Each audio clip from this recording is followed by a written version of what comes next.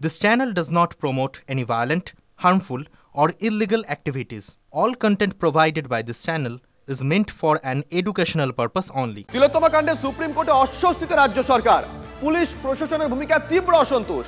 মাঝ রাতে ৭,০০০ লোকের জমায়েত, পুলিশ জানতে পারল না। প্রশাসনের চূড়ান্ত ব্যর্থতা ক্ষুব্ধ শীর্ষ আদালত। শীর্ষ আদালতের প্রশ্নের মুখে আরজি করের প্রাক্তন অধ্যক্ষ সন্দীপ ঘোষ।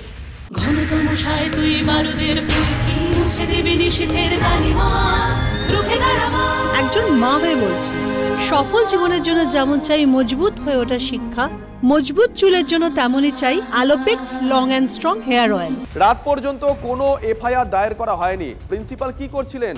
প্রশ্ন প্রধান বিচারপতির।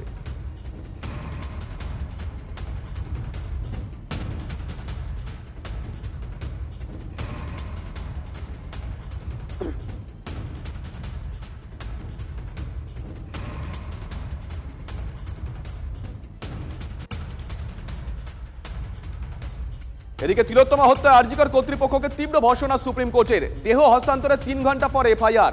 কটার সময় দেহ হস্তান্তর করা হয়েছে প্রশ্ন তুলেছে সুপ্রিম কোর্ট। ঘটনা ঘটল ভোরে, অভিযোগ দায়ের রাত ১১:৪৫-এ। প্রিন্সিপাল ভাইস প্রিন্সিপাল কি করছিলেন? প্রশ্ন শীর্ষ আদালতের।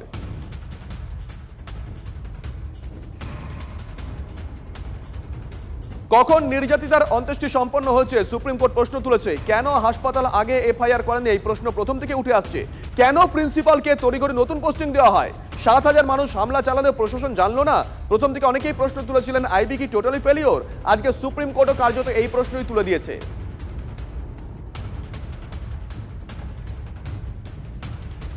তিলোত্তমা ধর্ষণ খুনের শতপ্রণোদিত মামলায় দেশের ডাক্তারদের নিরাপত্তা নিয়ে উদ্বেগ প্রকাশ সুপ্রিম কোর্টের প্রধান বিচারপতির। মামলা শুনানিতে একাধিক পর্যবেক্ষণ শীর্ষ আদালতের তরফে। হাসপাতালে আলাদা আলাদা রেস্টরুম চালু হোক, বায়োমেট্রিক এন্ট্রি চালু হোক, পর্যবেক্ষণ সুপ্রিম কোর্টের। বৃহস্পতিবারের মধ্যেই আরজিকর কাণ্ডের স্ট্যাটাস রিপোর্ট জমা দিতে হবে সুপ্রিম কোর্টে। সিবিআই ও পশ্চিমবঙ্গ সরকারকে মঙ্গলবার এমনই নির্দেশ দিয়েছে সুপ্রিম কোর্টের প্রধান বিচারপতি ডিভিশন বেঞ্চ। কর্মক্ষেত্রে চিকিৎসকদের নিরাপত্তা সংক্রান্ত দিকগুলো খতিয়ে দেখার পাশাপাশি কি কি পদক্ষেপ করা উচিত সেই নিয়ে নিজেদের মতামত জানাবে ওই টাস্ক ফোর্স। ৩ সপ্তাহের মধ্যে রিপোর্ট জমা দিতে হবে জাতীয় টাস্ক ফোর্সকে। যারা আরজি করে ভাঙচুর চালিয়েছে তাদের বিরুদ্ধে রাজ্যকে পদক্ষেপের নির্দেশ।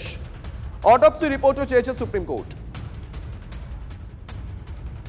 First thing that they did, they have constituted a national task force which will go into the issue of safety and security of the doctors.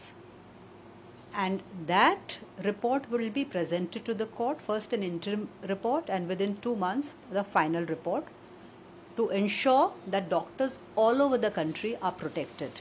The Supreme Court was requesting all the doctors to go back to work.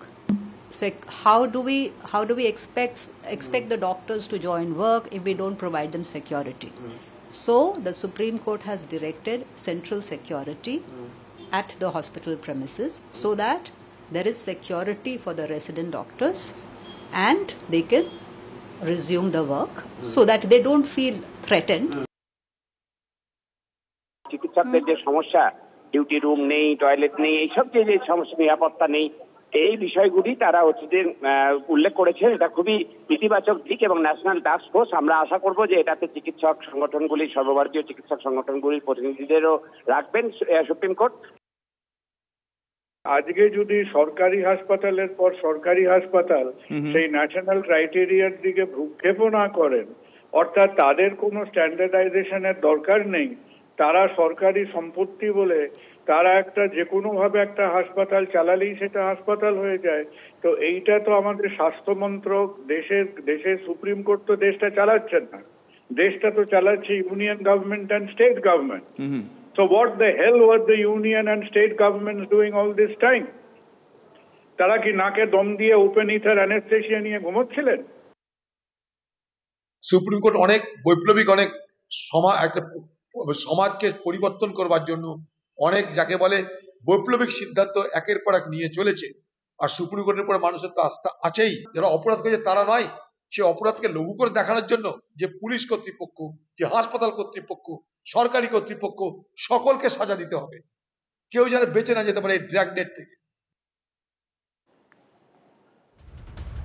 আরজি করে এখনই কর্মবিরতি প্রত্যাহার নয়, CBI তদন্তের গতি প্রকৃতি কি জানতে চাইছেন আন্দোলনকারীরা।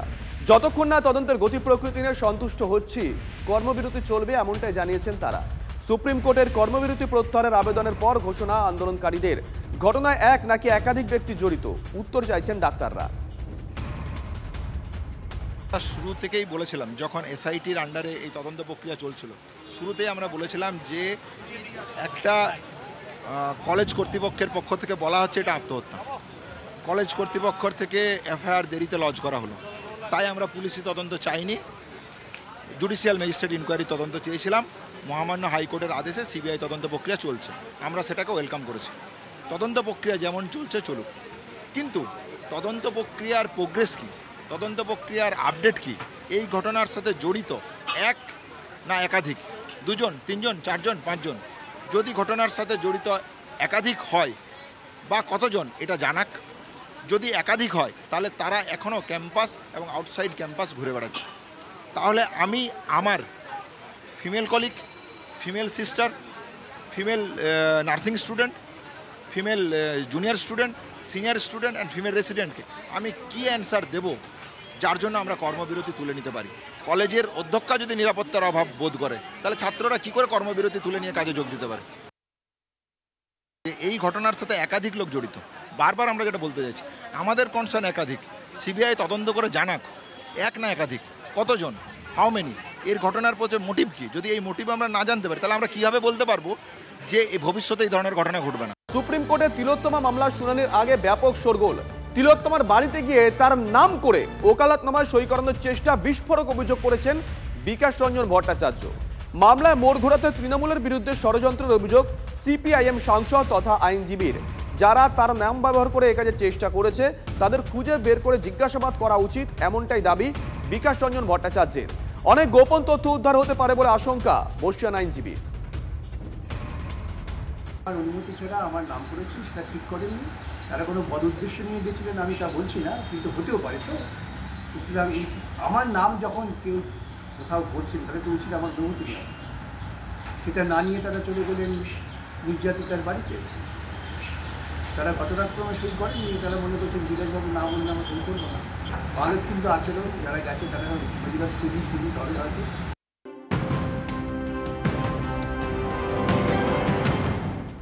এদিকে আরজিকর কাণ্ডে যখন উত্তাল গোটা দেশ, এর মধ্যেই মহারাষ্ট্রের বদলাপুরের স্কুলে 2 নাবালিকাকে যৌন নিগ্রহের অভিযোগ সাফাই কর্মীর বিরুদ্ধে, যা ঘিরে রণক্ষেত্র বদলাপুর। স্টেশনে বিচারের দাবিতে চলছে বিক্ষোভ, অবরোধ, স্কুল ভাঙচুর উত্তেজিত জনতার। নির্যাতিতার পরিবারকে এফআইআর আগে 11 ঘন্টা বসিয়ে রাখার অভিযোগ। অভিযুক্ত পুলিশ আধিকারিককে বরখাস্তের দাবি তুলেছেন মহারাষ্ট্রের বিরোধী দলনেতা। 3 মাসের মধ্যে তদন্ত শেষ করার দাবিও জানিয়েছেন তিনি।